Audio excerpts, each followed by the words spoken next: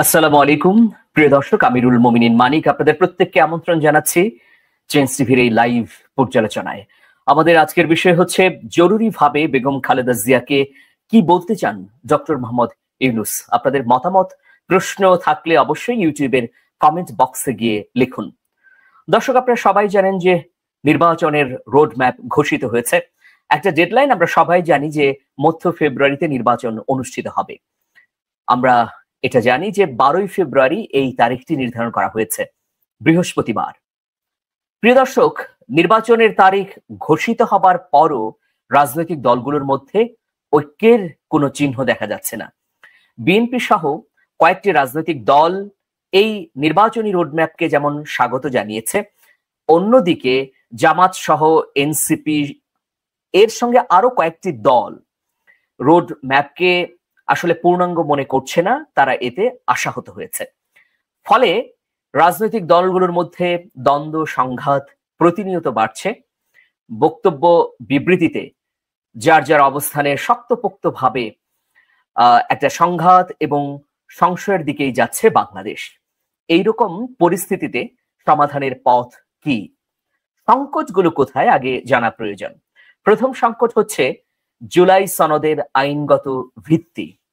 তার আগে আপনাদেরকে জানিয়ে রাখি যে এই যে জুলাই সনদ তৈরি করবার জন্য জাতীয় ঐক্যমত্য কমিশন গঠিত হয়েছে, এই কমিশনের দ্বিতীয় দফা মেয়াদ বাড়ানো হয়েছিল। সেই মেয়াদের শেষ তারিখ 15ই সেপ্টেম্বর। তার মানে হাতে খুব বেশি দিন নেই। আগস্টের মধ্যে সরকার প্রতিশ্রুতি দিয়েছিল জুলাই সনদ বাস্তবায়ন করবে, কিন্তু জুলাই সনদে স্বাক্ষর করার আগে দুটো মেরুকরণ হয়ে যায়। একটি পক্ষ শক্তভাবে দাঁড়িয়ে যায় যে জুলাই সনদের স্বাক্ষর তখনই আমরা করব যখন এই সনদের আইনগত ভিত্তি দেয়া হবে।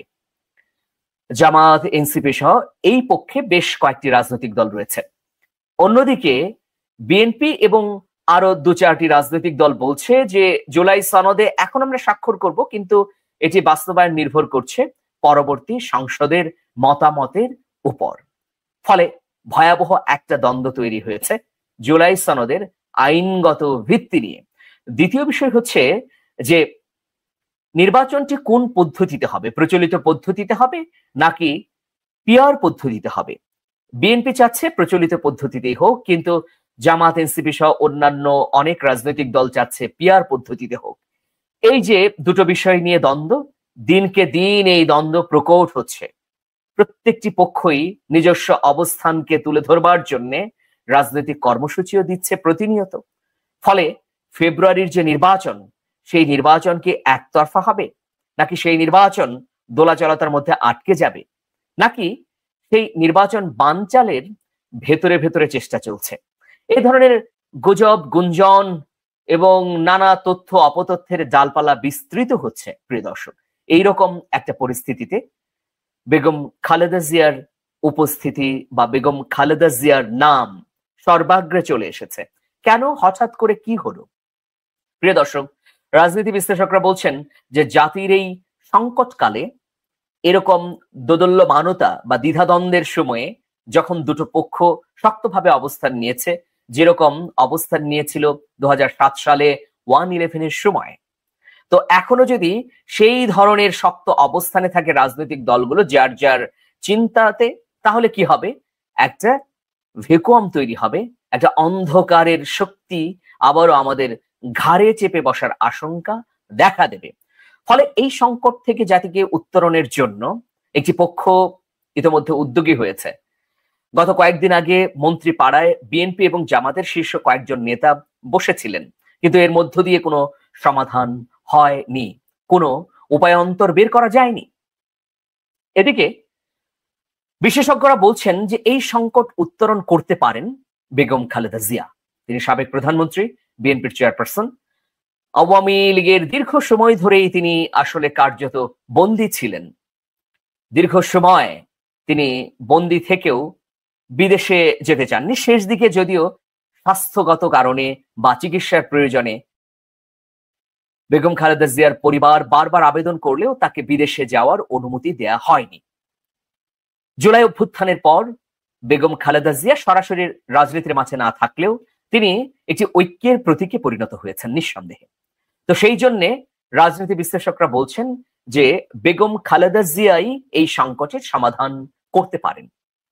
এর কারণ হিসেবে আরেকটি তথ্য সামনে আনা হচ্ছে, সেটি হচ্ছে যে আপনারা জানেন যে কয়েক মাস আগে ডক্টর মোহাম্মদ ইউনূসের সঙ্গে তারেক রহমানের একটি বৈঠক লন্ডনে অনুষ্ঠিত হয়।